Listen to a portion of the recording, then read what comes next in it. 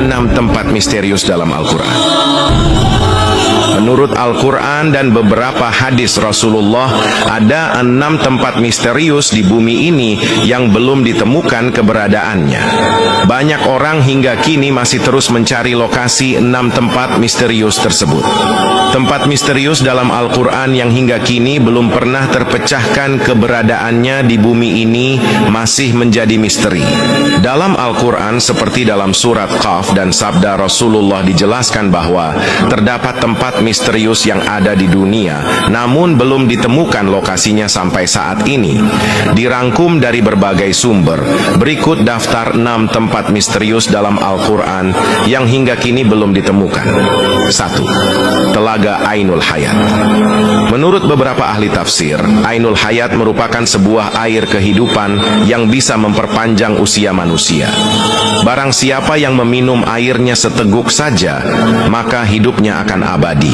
Kehidupannya juga dijamin oleh Allah hingga kiamat nanti, kecuali dia memohon kepadanya untuk dimatikan.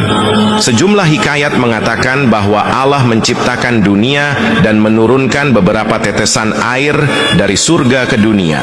Telaga Ainul Hayat hingga kini masih menjadi misteri karena belum ditemukan lokasinya. Beberapa sumber juga mengatakan bahwa Dajjal pernah mandi dan meminum air tersebut, sehingga ia masih tetap hidup sampai saat ini. Tak hanya Dajjal, seorang nabi bernama Khidir juga dipercaya masih hidup hingga saat ini dikarenakan meminum air ini. Beberapa pendapat mengatakan bahwa letak telaga Ainul Hayat dijaga Nabi Khidir.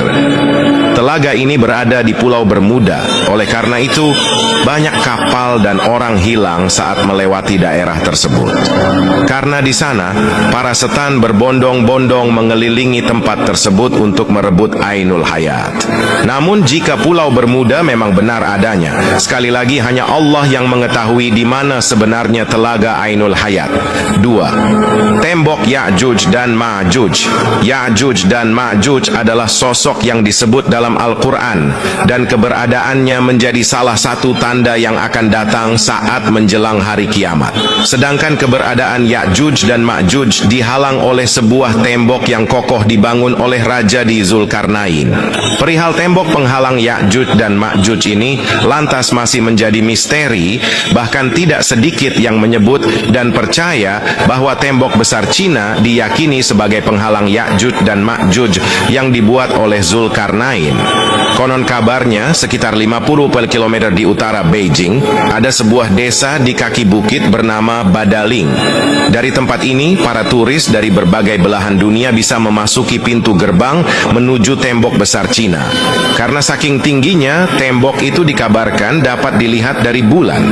Banyak orang yang menyangka bahwa itulah tembok yang dibuat oleh Nabi Zulkarnain dalam surat Al-Kahfi. Sedangkan yang disebut Ya'juj dan Ma'juj adalah bangsa dari Mongol Utara yang merusak dan menghancurkan negeri-negeri yang mereka taklukkan. Syekh Hamdi bin Hamzah Abu Zaid, yakni seorang penulis dan peneliti tentang tembok Zulkarnain, meyakini bahwa tembok yang dibangun beliau adalah tembok Cina tersebut. Syekh Hamdi juga menyebutkan secara detail dan bukti-bukti penelitiannya ke dalam buku. Namun, jika dilihat ulang secara fisik, terdapat perbedaan yang sangat jelas antara tembok yang dibangun Nabi Zulkarnain dengan tembok Cina. Tembok Cina terbuat dari susunan batu bata, sedangkan dalam Al-Quran disebutkan jika tembok Zulkarnain terbuat dari tumpukan besi yang dicampur dengan tembaga.